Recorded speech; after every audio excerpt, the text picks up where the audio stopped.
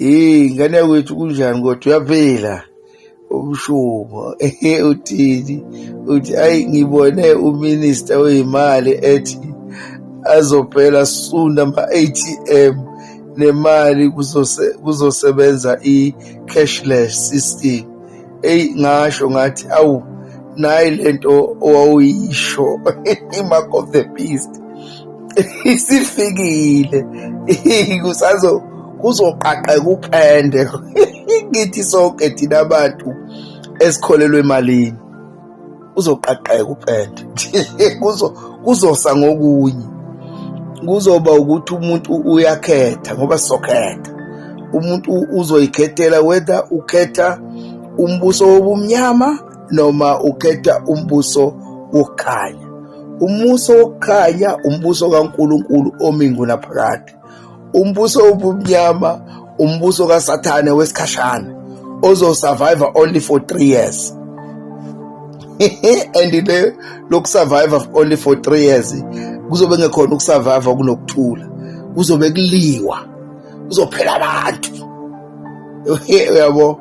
So ngobusho nje manje sebezoshaya nge-cashless, beshaya yonke into kuzomela ingene ngaphansi kwe-digital ID. Okay, okusho ukuthi uma ngabe because sonke imisebenzi ngo-2027 2028 izophela, kuzoba ne-lockdown umhlaba wonke. I-lockdown yangempela hayi le COVID, because kule COVID babe practice ukubuka ukuthi le lockdown ezayo izokwazi ukusebenza, yabo.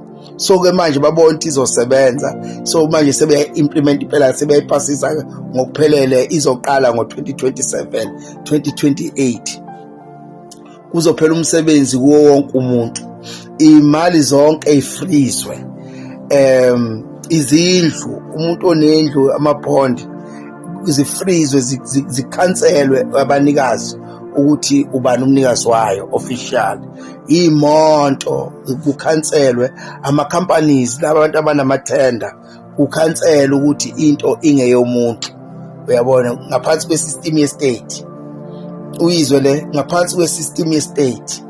Ngalowo mzuzu izwe lakwaZulu isilo uMisuzulu uzobe eselikhiphile kwi-system ye-state, seliyizwe elinokuyimela, like okusho ukuthi thina kwaZulu kuzokwenzeka sibe nokuphepha kulento. Alright ke, anyway angikho lapho. So ke umuntu onemonto, imoto kuyomele mangabe kuwukuthi useyayifuna ngo-2028, ngoba akekho umuntu ozodrive imoto ngo-2027 2028. Akekho umuntu ohamba ngemoto emgwaqweni, akekho umuntu ovuka emsebenzini, wonke umuntu uyovalelwa endlini. Akekho umuntu ophuma aye ekliniki, akekho umuntu oyophuma aye kudokotela. Umhlaba wonke uzoma uthule didu uSathane. So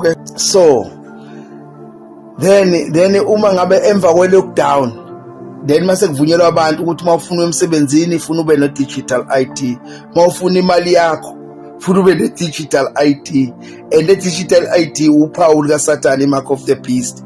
Uma ngabe ufuna umuzi wakho back ufuna ube ne-digital ID, okusho ukuthi kuyobe sekuphuma amasosha, kuphuma amaphoyisa afika kubuze uma uhlala endlini elokishini noma kuma-suburb noma kuma-townhouse, bakubuza ukuthi kahle kahle indlu ekabani, uveze ukuthi no, indlu yami, kufuneka ama-proof, amaphepha uwaveze, bese kuthiwa lalela-ke Mr. Buthelezi, amaphepha lana awasasebenzi.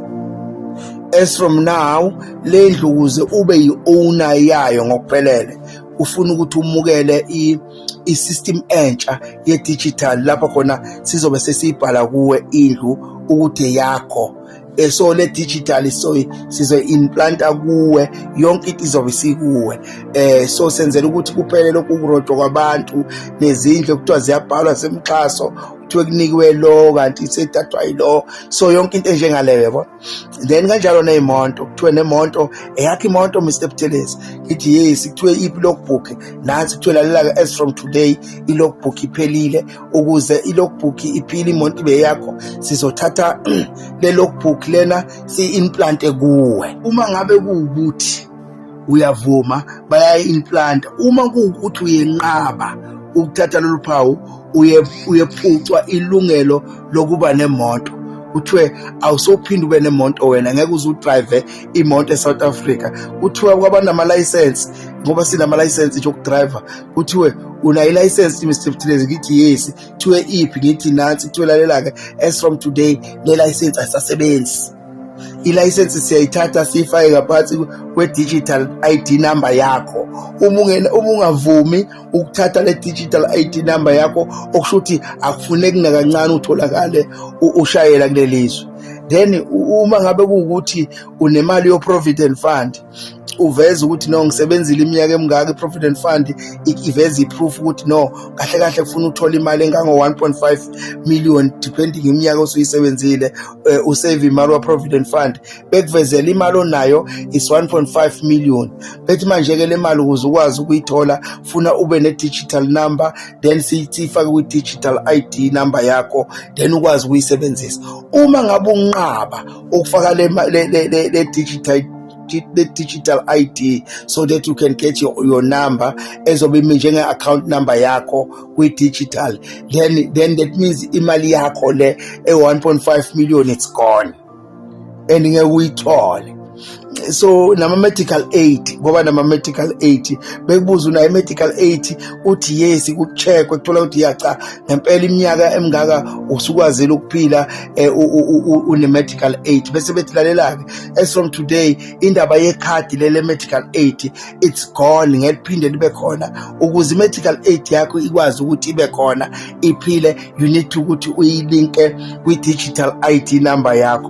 Uma uyinqaba then i-medical aid yakho it's cancelled and it will never come back again. All the things of insurance, nama funeral cover of bekubuza ukuthi usave kangakanani, usho ukuthi kangaka, bethi yes uyaqualifya kangaka for ukusave kwakho, kodwa manje ukuze ukwazi ukuthi uyisebenzise yonke lento ufuna ube ne-digital ID number yakho. Uma unqaba then iphelile indaba yokuthi une-funeral cover. So we're going there, we're almost there.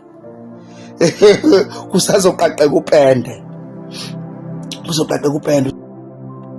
Now sesakuyona le yama-digital ID konakele kakhulu lapho kulowo mzuzu sabantu sibhizi nezinto ezi-irrelevant, sibhizi ngezinto silakhe asazi ukuthi kwenzakalani emhlabeni, silindele ukuthi sicontrolwe sizimvu, whereas siyaplanelwa ngekusasa lethu ukuthi lizoba njani. Ukhumbuleke ukuthi almost yonke into oyenzayo idinga i-ID. Ngisho usiyothenga esitolo bakubuza ukuthi likhona nekhadi labo.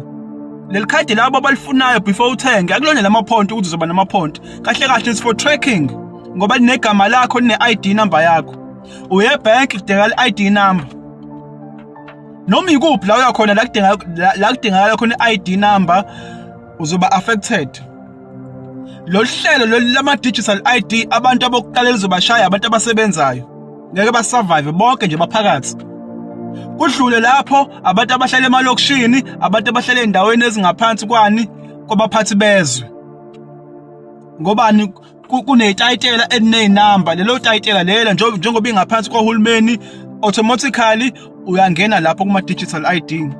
Kuzoba abantu abangasebenzi ekuhambeni kwesikhathi njengoba sebekhona 350 izonyuswa le mali ephezulu, mhlawumbe ibe 1.5 or something.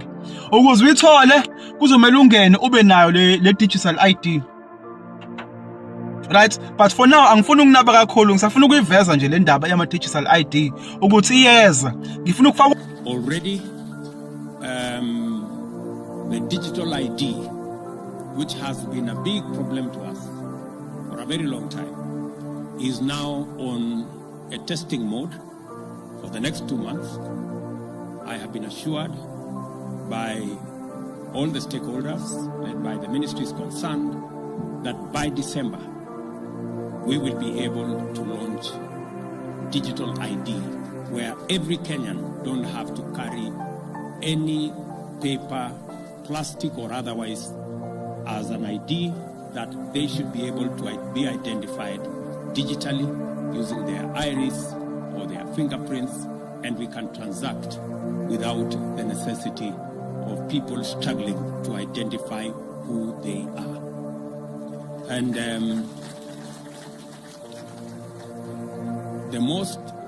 the proudest part of it is that we don't have to spend the billions that we have spent on all the other manenos as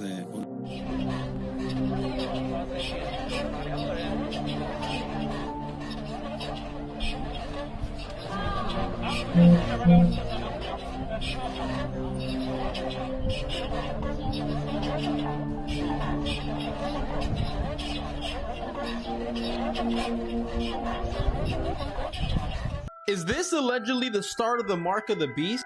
Be able to work in the United Kingdom if you do not have digital ID. It's as simple as that. Today, I am announcing this government will make a new free of charge digital ID mandatory for the right to work by the end of this Parliament. The truth is, we won't solve our problems if we don't also take on the root causes.